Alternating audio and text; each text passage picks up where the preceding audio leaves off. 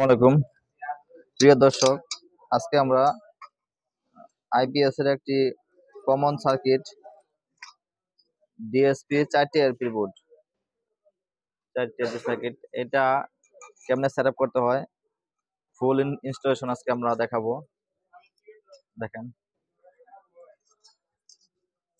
এখন ফার্স্টে আমি এটার ব্যাটারি মাইনাস তারটা লাগিয়ে নিব।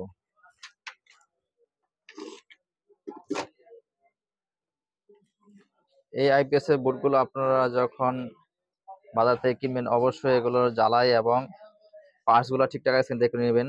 অনেক সময় জ্বালাইগুলা ঠিক মতো হয় না বা শর্ট থাকে, অনেক সময় আবার পার্টস ঠিক মতো লাগানো থাকে না, উল্টাপাল্টা লাগানো থাকে। এটা অবশ্যই চেক করে নেবেন।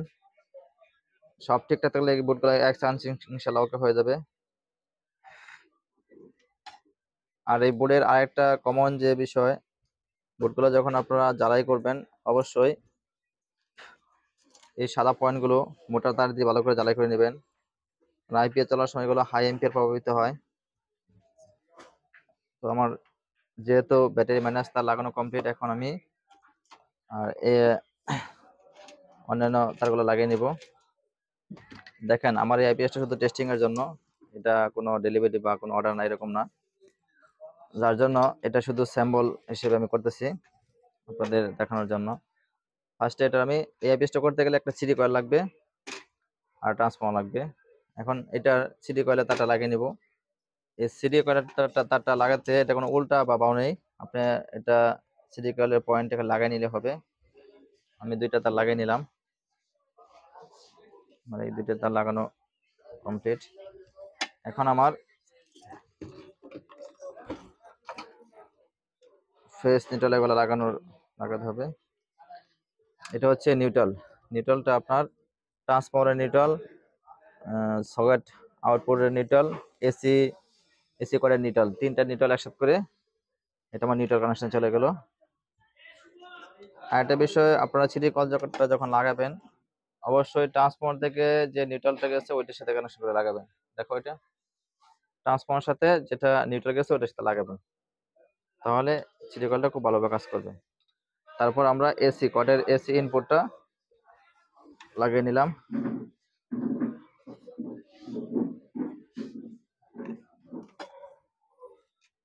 এটা হচ্ছে আমার আউটপুট হচ্ছে সকেট আউটপুট, ট্রান্সফরমার আউটপুট, তিনটে একসাথে করে আউটপুট।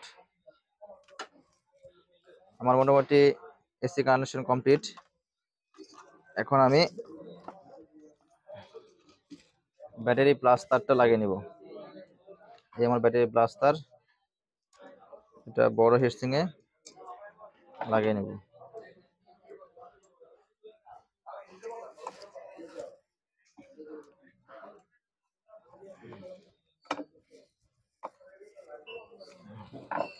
এই পর্যন্ত লাগানো হলে আমি টেস্ট করব।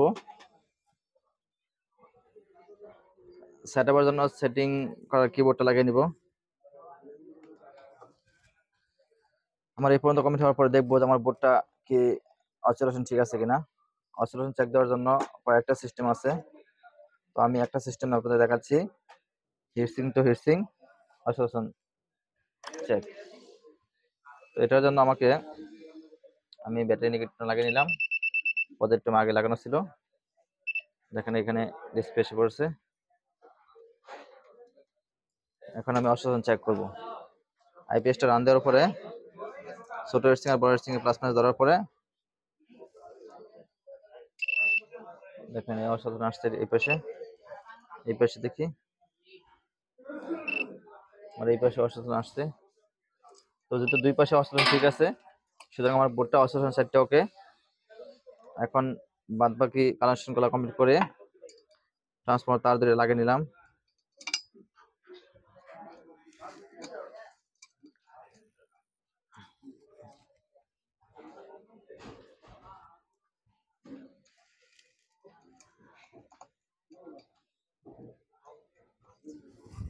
এখন আমি আইপিএস এর মূল সেটআপে চলে যাব। এখন আইপিএস এর মূল সেটআপের ভিতরে দেখেন, ফার্স্টে আমি আমার যেটা মেনু বাটন আছে এটা চাপ দিয়ে ধরে ব্যাটারি নেগেটিভটা লাগিয়ে দিব। দেখেন এখানে এন্টার সেটআপ এন, এন মানে নো, ওয়াই দেওয়ার পরে ইয়েস, মানে ইয়েস দেওয়ার পরে আবার সেটআপে চাপ দেওয়ার পরে ওকে। এখন আমি ক্যালিব্রেটর ঢুকে গেলাম। ক্যালিব্রেটর করে যাওয়ার পরে ক্যালিব্রেটর অপশনে ফার্স্টে 1 আছে ব্যাটারি ভোল্ট। দেখেন ব্যাটারি ভোল্ট একটা নতুন কোনো আইসি প্রোগ্রাম করা হলে ভোল্টেজ 41.2 আসছে, কিন্তু আমার ব্যাটারি আছে 12 ভোল্ট। সেক্ষেত্রে ভোল্টেজটা আমাকে নিচে নামিয়ে যত ভোল্ট আমার ব্যাটারিতে আছে অত ভোল্টে নিয়ে আসতে হবে।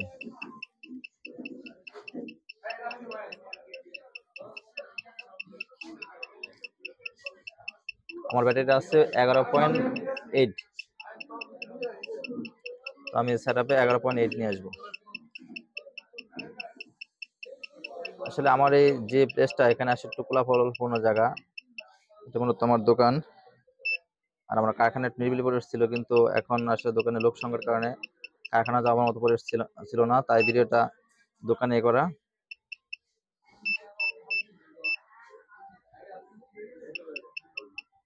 আপনারা ডিজিটাল মিটার দিয়ে মেপে ব্যাটারি ভোল্টেজটা অ্যাটাচ করে নেবেন।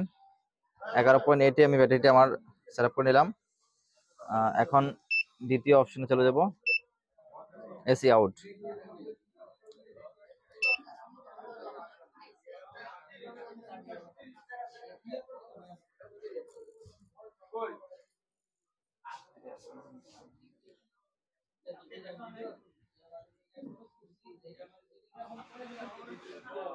এসি আউট আমার শো করছে 180 ভোল্ট, কিন্তু আমার আউটপুট বের হয়েছে 150 ভোল্ট। এখন আমার এটার সাথে মিলিয়ে নিতে হবে, নাহলে আউটপুট ভোল্টেজটা রেকর্ড আসবে না।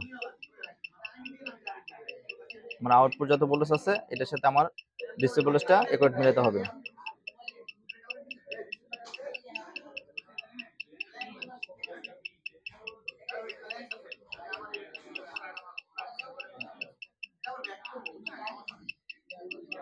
অবশ্যই এরকম মিটার ইউজ করবেন, মিটারে দেখবেন কত ভোল্টেজ আছে আপনার।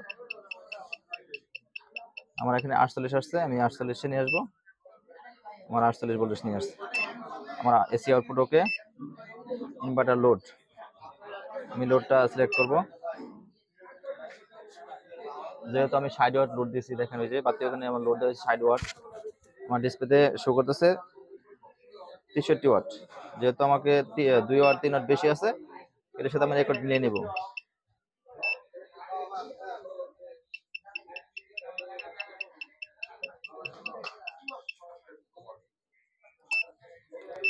তারপর আমাদের